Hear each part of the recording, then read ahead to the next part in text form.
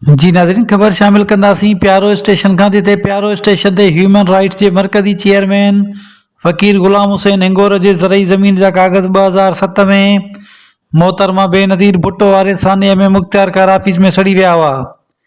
जेके अॼु मुख़्तियार कार दादू पारां फ़कीर ग़ुलाम हुसैन हिंगोर खे समूरा कागज़ ठाहे तैयार करे ॾिना विया,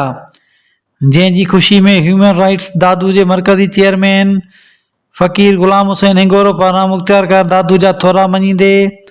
गुलनि जा हार तोहफ़े में तौर पेश किया। उन मौक़े ते फ़कीर ग़ुलाम हुसैन हिंगोर चयो त गुज़िरियल 12 सालनि जा चकर काटे रहियो हुउसि,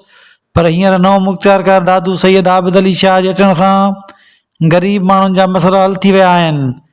ऐं सैयद आबिद अली शाह ऐं संदसि साथी आफ़ीसरनि जी अल्लाह पाक इज़त रखंदो।